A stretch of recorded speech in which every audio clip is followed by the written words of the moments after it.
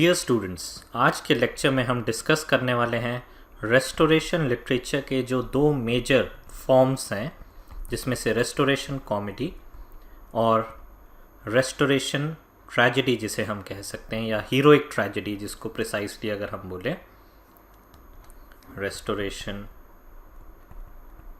Comedy और दूसरा है हीरोइक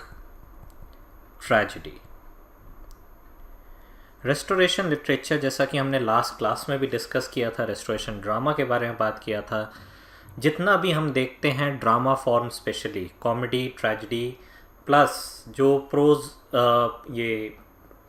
पोइटिक राइटिंग है, जितना भी हम देखेंगे पोइट्री है, या जो वर्स फॉर्म में भी अगर हम देखते हैं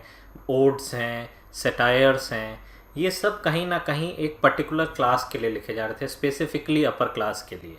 अपर क्लास ऑडियंस के लिए। सिर्फ प्रोज राइटिंग अगर हम देखें, प्रोज राइटिंग का टारगेट था जनरल ऑडियंस। जनरल ऑडियंस में अगर हम देखें, जितना भी कॉमनवेल्थ पीरियड के बाद से जो प्यूरिटन आइडियोलॉजी का जो पूरा इन्फ्लुएंस था, और जो एक वेस्टर्न अगर हम फिलॉसफी में देखें जो चेंजेस आ रहे थे साइंटिफिक एक्सपेरिमेंट्स की वजह से, साइंस के डेवलपमेंट के साथ साथ, टेक्नोलॉजी के डेवलपमेंट के साथ साथ, और साथ ही जो कलोनियलिज्म की वजह से एक नई दुनिया के बारे में पता लग रहा था, वो सारे इन्फ्लुएंसेस हम देखते हैं प्रोज राइटिंग को काफ़ी इम्पैक्ट करते हैं। कहीं ना कहीं हम देखेंगे रेस्टोरेशन कॉमेडी और हीरोइक ट्रेजेडी जो है, इस इम्पैक्ट में कहीं ना कहीं वो पीछे रह जाते हैं। उसका जो इन्फ्लुएंस है वो कहीं ना कहीं हमें दिखता है कि वो एक पर्टिकुलर ऑडियंस के लिए ही लिखे गए हैं, एक एरिस्टोक्रेटिक ऑडियंस के लिए ही लिखे गए हैं।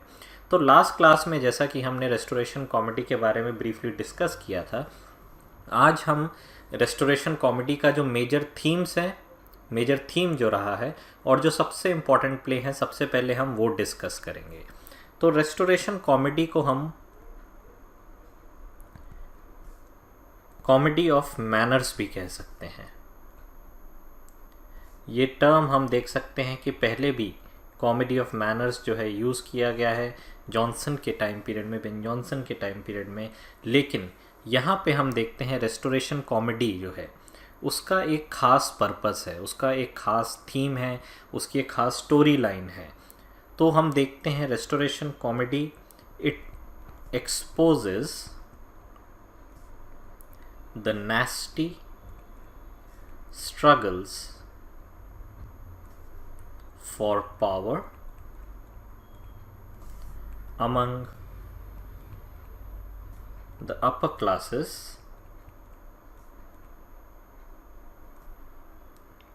whose wit or whose use of wit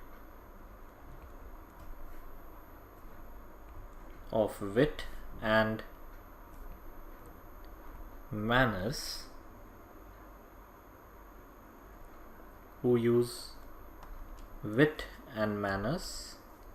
as weapons। तो ये एक ख़ास इम्पॉर्टेंट पर्पस हम देखते हैं रेस्टोरेशन कॉमेडी का, कि कहीं ना कहीं रेस्टोरेशन कॉमेडी एक पर्टिकुलर क्लास के बारे में है। लेकिन जब हम उसका एक क्रिटिकल एनालिसिस करते हैं, तो क्रिटिकल एनालिसिस में हम देखते हैं कि जो कोर्ट विट्स, जिसका बारे में हमने बात किया था अपने फर्स्ट लेक्चर में, रेस्टोरेशन कॉमेडी, रेस्टोरेशन ड्रामा की शुरुआत में, रेस्टोरेशन एज की शुरुआत में, तो कोर्ट विट्स जो थे और जो एक एरिस्टोक्रेटिक मैनर्स था, तो इसमें हम देखते हैं कहीं ना कहीं जो एक प्रिविलेज जो क्लास है, प्रिविलेज क्लास अपने बिहेवियर, अपने लाइफस्टाइल को कहीं ना कहीं एक लेजिटिमेट वैलिड लाइफस्टाइल, उसको कहीं ना कहीं जस्टिफाई करता था। जो भी, चाहे वो कोई एक क्रिमिनल एक्टिविटीज़ भी हों या वो इममॉरल एक्टिविटीज़ भी हों, लेकिन कहीं ना कहीं इममॉरल एक्टिविटीज़ को भी जस्टिफाई किया जाता था। लेकिन अब हम देखते हैं कि जितना भी कोर्ट विट्स हैं, जो विट और मैनर्स का जो यूज़ होता है रेस्टोरेशन कॉमेडी में, कहीं ना कहीं वो उसको एक्सपोज कर रहा है। क्रिटिकली अगर हम देखें तो कहीं ना कहीं एक तरीके का जो पूरी क्लास का जो लाइफस्टाइल है उसको एक्सपोज करता है। और ये तब हम इस टाइम पीरियड में हमें ये इसलिए समझ आता है क्योंकि जो पावरफुल क्लास है, पावरफुल क्लास में अगर हम देखें कि अब दो क्लासेस एग्जिस्ट करती हैं। अपर क्लासेस में ही हम देखते हैं एक स्ट्रगल ऑफ पावर जो है वो चल रहा है। ये बुर्जुआ क्लास जो है, जो नया मर्चेंट क्लास है, वो एक तरफ पावर पाना चाहता है, दूसरी तरफ एरिस्टोक्रेसी जो है वो अपना पावर रिस्टोर करके रखना चाहती है, प्रिजर्व करके रखना चाहती है अपने पास। तो कहीं ना कहीं ये जो अपर क्लासेस में जो पावर स्ट्रगल है, या हम कह लें कि with in class class struggle हम कह सकते हैं कि सेम क्लास में, अपर क्लास में ही जो एक स्ट्रगल चल रहा है, उस स्ट्रगल में हम देखते हैं कि इस तरीके के नाटक के थ्रू, इस तरीके के प्लेज और ड्रामास के थ्रू कहीं ना कहीं अपने कल्चर का इम्पोजिशन, एक तरफ इम्पोजिशन के रूप में हम देख सकते हैं, दूसरी तरफ अगर हम बुर्जुआ क्लास के पॉइंट ऑफ व्यू से देखें तो कहीं ना कहीं ये उनके इमोरल एक्टिविटीज़ को एक्सपोज करता है।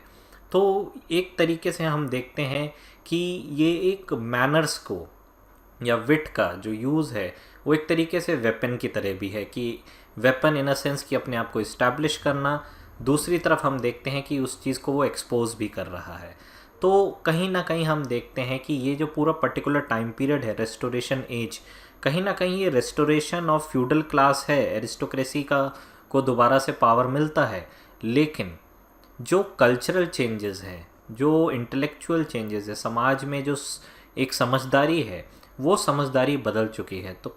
जो पहले अप्रिशिएट किया जाता था वो अब अप्रिशिएट नहीं किया जाता है। जो पहले जस्टिफाइड था, जो भी लिटरेचर आ रहा था, अपर क्लास लिटरेचर जो आ रहा था, या जो कैवेलियर पोएट्स थे, कैवेलियर पोइट्री में हम देखते हैं जिस तरीके से जो मेटाफिजिकल पोइट्री, या जो हम देखते हैं सन्स ऑफ बेन जो अपने आप को मानते थे, कहीं ना कहीं एक तरीके से जो एक सेक्सुअल इन्वेंडोज से भरा हुआ एक एपिक्यूरियन स्टाइल का जो पोइट्री है, प्लेजर सीकिंग जो पोइट्री है, प्लेजर का ही बात होना पोइट्री में, ये सारी चीज़ें हम देखते हैं कहीं ना कहीं एरिस्टोक्रेटिक जो लाइफ है उसको रिफ्लेक्ट करता है। तो कहीं ना कहीं अब वो एरिस्टोक्रेटिक लाइफ को जो है रिजेक्ट किया जा रहा है, और उसके लिटरेचर को भी हम देखते हैं रिजेक्ट किया जाता है। अगर हम देखें इन डिटेल, जो स्टोरी लाइन हम देखेंगे, कॉमनैलिटी हम देखते हैं, एक करेक्टरिस्टिक फीचर हम देखते हैं रेस्टोरेशन कॉमेडी का, उसमें एक सेम थीम हमें मिलती है जिसमें the male hero lives for pleasure, money and women to conquer. तो जो भी हम प्रोटैगनिस्ट देखते हैं रेस्टोरेशन कॉमेडी में, उसका लाइफ में सिर्फ यही ऑक्यूपेशन है, प्री ऑक्यूपेशन है कि वो अपनी लाइफ प्लेजर में हर चीज़ जो है उससे उसको प्लेजर चाहिए, उसे पैसे कमाना है। दूसरा, विमेन का जो एक पोर्ट्रेयल है, विमेन को एज अ प्रॉपर्टी के रूप में, एज एन ऑब्जेक्ट के रूप में ही जो है पोर्ट्रे किया जाता है, जिसको मेल हीरो जो है कहीं ना कहीं विन ओवर या कॉन्कर करने की कोशिश करता है। The object of his game, of the male protagonist, of his game of sexual intrigue is a beautiful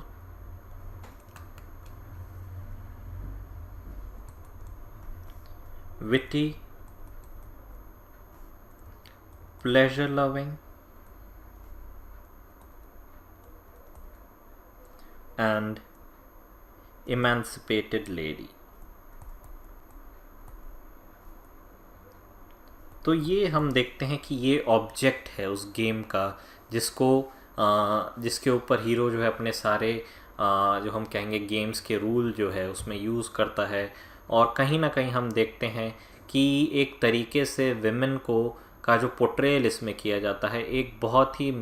हम देखेंगे मिसोजिनिस्टिक रूप में जो है विमेन को दिखाया जाता है। उनको दिखाया जाता है कि they are just looking for, they are just bothered about their beauty, they are pleasure loving, और जैसे विमेन को और कोई काम नहीं है। तो ये सारी चीज़ें हम देखते हैं कहीं ना कहीं एक मेल ड्रामेटिस्ट की आई से हम देखते हैं। जब जो मेल प्ले राइट है, तो कहीं ना कहीं वो एरिस्टोक्रेटिक मेल्स जो हैं वो अपने ही लाइफस्टाइल को जो है पोर्ट्रे कर रहे हैं अपने इस ड्रामा में, और उनका ऑडियंस भी जो है वही पर्टिकुलर